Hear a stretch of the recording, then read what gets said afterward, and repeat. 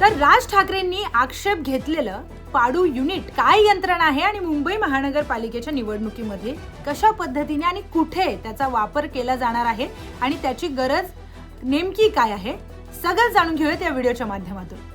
आता पाडूचा विषय काय? नाही, पाडू म्हणजे खरंच पाडू नाही, पण मराठीत त्याचा अर्थ असा होऊ शकतो. इंग्रजीमध्ये त्याचा अर्थ तसा नाहीये. इंग्रजीमध्ये त्याचा एक व्यवस्थिशीर फुल फॉर्म आहे, प्रिंटिंग ऑक्झिलरी डिस्प्ले युनिट. पाडू नावातच सगळं आलं. म्हणजे जे मेन युनिट आहे, मुख्य युनिट, जर त्याचा डिस्प्ले खराब झाला तर पाडू त्यातला डेटा वाचून त्याला प्रिंट करू शकतो. म्हणजे थोडक्यात काय, पाडू एक डेटा वाचणारं मशीन आहे.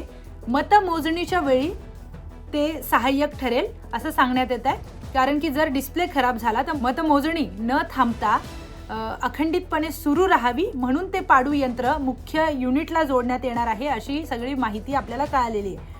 जर कंट्रोल युनिट आणि बॅलेट युनिट जोडून मतमोजणी करताना अडचण निर्माण झाली तर हे मशीन वापरण्यात येईल. या मशीनचा कॉन्टेक्स्ट समजून घेऊयात.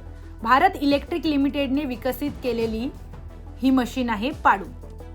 बँगलोरमध्ये ही मशीन त्याला बनवण्यात आलंय. 140 पाडू मशीन्स या राज्य निवडणूक आयोगाच्या आदेशानंतर मुंबई महानगरपालिकेला मिळालेल्या आहेत.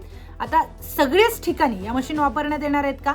तर नाही. मिळालेल्या माहितीनुसार जिथे जिथे जर डिस्प्ले कुठे खराब झाला, काही तांत्रिक अडचण आली तर पाडू मशीन तिथे वापरण्यात येणार आहे आणि त्यानंतर मतमोजणी पुढे सरकेल.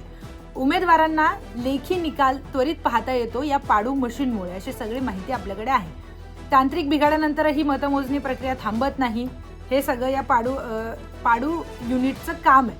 आता पाडू म्हणजे साध्या भाषेत सांगू का मी, पाडू म्हणजे मतदान यंत्रातील डेटा वाचणारं आणि कागदावर ते प्रिंट करणारं, जसं मी सुरुवातीला सांगितलं, असं एक सहाय्यक युनिट.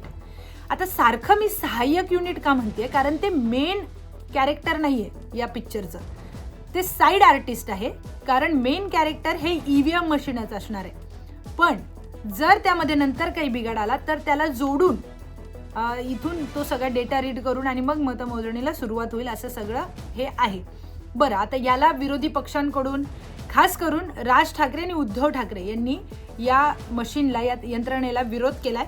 तसं एक पत्र उद्धव ठाकरेंनी निवडणूक आयोगाला दिलंय. त्याचं उत्तर अजून हा व्हिडिओ शूट करेपर्यंत तरी आलेलं नाहीये.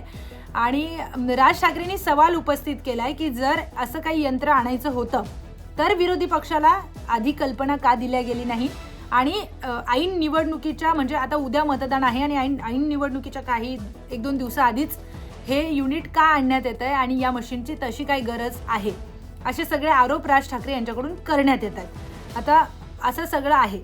तर मित्रांनो, पाडू मशीनच्या वापरामुळे राजकीय वातावरण तापण्याची शक्यता आहेच. कारण 2 नेत्यांनी तरी त्या संदर्भामध्ये आपला आक्षेप दर्शवलेला आहे. आणखी काय घडामोडी त्या संदर्भात घडतात आता पाहूयात, आपण पाहणं महत्त्वाचं आहे. पण तुम्हाला या संदर्भात काय वाटतं, तुमचं मत काय? कारण तुम्ही सुद्धा मतदार आहात, त्यामुळे तुमचं मत अतिशय महत्त्वाचं आहे.